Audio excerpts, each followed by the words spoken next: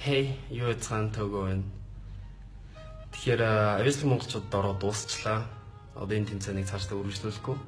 Гэхдээ намайг дэмжиж надад санал өгсөн, эцсийг нь хүртэл цугуулсан бүх хүмүүстээ би маш их баярлалаа гэж хэлмээр байна. Та нарын ачаар үди зэрэгтэй явж байгаа.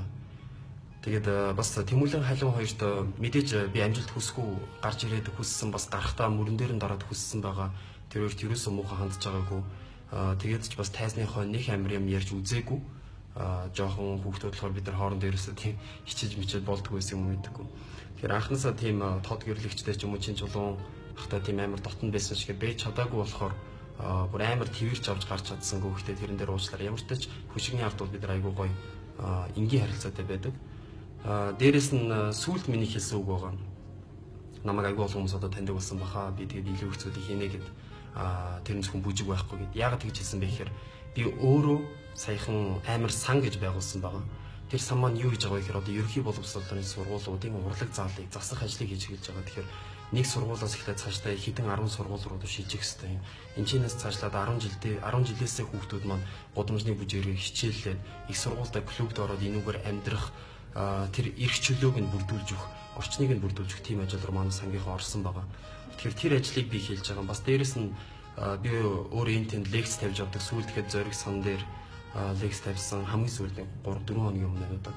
Тэгэхээр энэ хүү байдлаар би өөрөө бас байнгын нэг залуучуудын сэтгэлгээр хандсан лекцүүдийг тавьж явж байдаг. Энэ бүхнийг хийлж илүү их зүйлийг хийх болно гэж юм тангараг өргөсөн маягтай хэлсэн байгаа. Тэрнээс биш ерөөсөө тэмцээнээс хасагдахдаа ууралж бохимдсан хөшигний ардах яриа гэж удахгүй гарах хэрэгтэй ээждгийгээс тэрнээр ерөөсөө тийм байхгүй. Тэгээд бас нэг Facebook дээр PR News цэг юм бас өөр ямар инфо гэнэ нэг хоёр вебсайтаас төөгөө энэ тэмцээнийг ловер гэж хэллээ гэсэн нэг юм хуурамч мэдээ яваад байгаа. Та тэгээ анзаарсан бол тэглүү нь орох юм бол 5 секундын реклам нэг мөнгөний ажил явж байгаа. Тэгэхээр тэрэнд бити итгээрээ би ерөөсөө тийм мэдээлэл хийгээгүй гэдгийг бүр аль бие ёсоор хэлмээр байна. Анх удаага бичлэг хийж байна одоо энэ тэмцээнд дууснаас хойш. Тэгэхээр ямар ч тач намайг дэмжиж хамт байж ирсэн сэтгэлээрээ дэмждэг ирээдүйд дэмжих бүх хүмүүстээ маш их баярлалаа. Тэгээд төөгөө нь одоо юу төлөвлөсөн байгаа нь хамгийн санагдчихэж магадгүй. Юу ихээр 2016 оны 2 сард би Швейцарт маш том сургалтанд бүртгүүлсэн байгаа. 2016 оны 7 сараас 9 сарын хооронд Германд маш том сургалт руу явах болно. Ерөнхий боловсролын сургуулиуд маань засагдаж эхлэх болно, урлаг заал маань. Тэгээд амар сангийн бас өөр ажлууд байна. Амар продакшных маань 16 онд маш олон гадаадаас бүжигчдийг авчирч өөртөө туршлага солилцох, тэднэрийнхээ улс руу бас эргэж явах ажлуудыг хийж байгаа. Тэгээд энэ бүх зүйл бүжиглэг залуучуудыг нэгдээсэй гэж хүсэж байна. Яагаад тэгэхээр бүжиг гэдэг нь яг олон улсын стандарт хэм маяг гэж яг өнөөдөр маргаашгүй ингэж өөрчлөгдөж явж байгаа хэм маягуд байдаг. Тэгээд тэр бүх зүйлд бүжиглдэг залуучуудаа би бас хамт нэг нэгдээд амар продакшныхаа тацог алхаасаа гэж хүсэж байгаа.